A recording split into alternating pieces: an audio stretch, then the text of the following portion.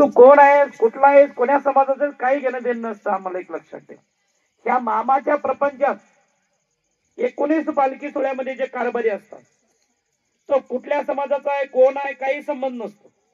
फक्त जो माणूस चांगला वागतो, चांगल्या पद्धतीने सेवा आराधना करतो, त्याचा सन्मान 100% बाळूमामा करतो, त्यांचा पावनचार करतो. कारण त्याला जी हवा आहे इच्छा, ती इच्छा सुद्धा पूर्ण करतो. पण जो कसाही येऊन जर नाचला तर त्याचा पावनचार इथं होत नसतो, एक लक्षात ठेवा. म्हणून त्याच्यासाठी तुम्ही आम्ही बाळूमामाची सेवा करतो, भक्ती करतो, भाव ठेवतो. आज बाळूमामा काय देतो आणि काय देत नाही तुम्हाला एक उदाहरण देतो की बाळूमामाची सेवा केल्याच्या काय होते आणि काय बदल घडतो. कारण त्याने थोडक्यात एक उदाहरण आहे. कारण त्याने वादाचा मुलगा आहे, तो स्वतः त्याचा अनुभव कारण ते स्वतः सांगेल. मन लावून समाधान तुम्ही समजून घेण्याचा प्रयत्न करा. चल बाबा पुढे. प्रत्येकाला वाटतंय बाळूमामा मला भेटावं, फुकट भेटत नाही.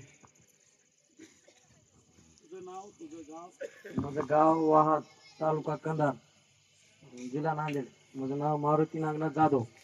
तर मला किडनीचा आजार होता. बक्कळ दवाखाने केले, लातूर केले, पुणे केले, पण कुठं इलाज झाला नाही. पण गावात पालखी आली तर सेवेला लागलो तसं कमी झालं. कारभाराने म्हणली सेवा करावं लागते. सेवा केलं तसं 1 वर्ष केलो चांगली.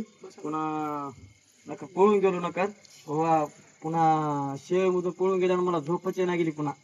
पुन्हा सेवेमध्ये पुन्हा रिटर्न आलो हो का, चांगलं झालं हो का. आता नॉर्मल आहे, सगळं चांगलं आहे. कारण एक विचार करा, त्या बाळूमामाच्या दरबारात किडनीचा आजार म्हणजे हे तुम्हाला समजलं असेल प्रत्येकाला. किडनीचा ज्याला आजार आहे ते आतोनात पैसा घालायला लागलेत, पण त्याचा विलाज होईना झालाय. पण त्याने जी किडन्या खराब झाल्याच्या नंतर त्याला किडन्या बदलण्याची क्षमता त्याच्यात राहीना झाली. एवढा पैसा लावणं, किडनी भेटणं ही बी त्याला भाग्य लागतो.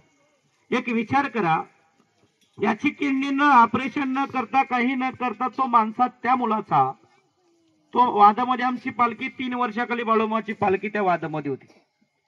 आणि वादामध्ये असताना ते मुलगा, त्याच्या घरचे, गावातले लोक म्हणले कारभारी एवढा माणूस बरा झाला का नाही, 100% आमच्या गावाला देव पावला म्हणते. म्हणलं कस काय, काय होतंय नेमकं. काय नाही, याला बक्कळ गाववाल्याने पट्टी केली, घरच्याने पैसा भरपूर घातला, पण त्याचा विलाज होत नाही. तो विचार करा, एवढ्या वयाचा मुलगा आणि त्या मुलाच्या किडन्या गेल्याच्या नंतर किती परेशानी हो.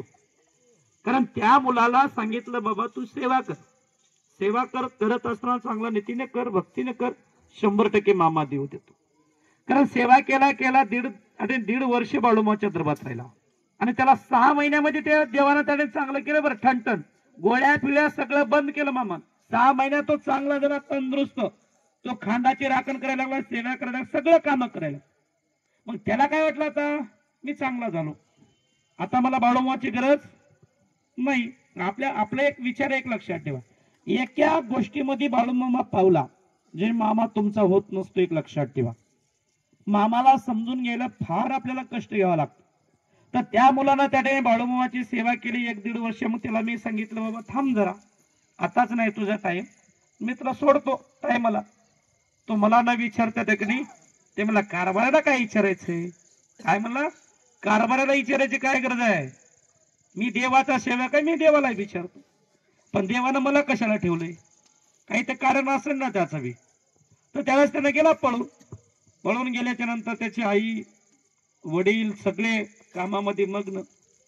मग आता वादामध्ये पालखी आल्याच्या त्यानं सांगितलं कारभारी दिलं देवानं म्हणला, पण काही समाधानी नाही बाबा. काय झालं, तू तर बाळूमामा पावलाय ना, तुला बाळूमामा पावलाय तर तुला बाळूमामा काय कमी केलंय म्हणून आता अजून काय आलास माझ्या गड घराने घेऊन. ते म्हणला कारभारी तुमच्या मनावर अजूक सेवा करतो, पण आता तरी मला समाधानी भेट. त्याला सांगितलं त्या ठिकाणी पळून गेलास ना, त्याचा दंड आहे तुला. 1 वर्ष नीतिमतीने सेवा करायची, ते बी सेवा कशी करायची, चांगली करायची, तर चांगलं 100% म्हणा. तर तो मुलगा आता सेवेला परत डबल सेवेला आला. तुम्ही विचार करा, ह्या देवानं त्याला दुसरा जन्म दिला हो. आणि दुसरा जन्म देऊन सुद्धा ह्या माणसाला दुसरा देवानं जन्म दिला आणि तो मामाशी बैमान झाला.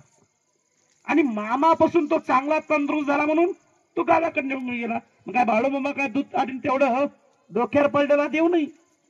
कारण तुम्हाला चांगलं करण्याची क्षमता जेवढी आहे तेवढं तुमचे पाय बांधण्याची बी ताकद तेवढीच आहे. त्यावेळेस मंडळी खरोखर त्यानं बाळूमामाच्या सेवेत चालू केला. सेवा चालू केल्यापासून हा अजून समाधानी आली. आता म्हणलं कसं, आता नाही मला पाया पडतो म्हणलं, भांडणारच घेऊन जातो. कारण हा विचार करा, हा चांगल्याला सोडत नाही तर वंगड्याला कुठून सोडणार आहे हा मार. बस बाबा खाली.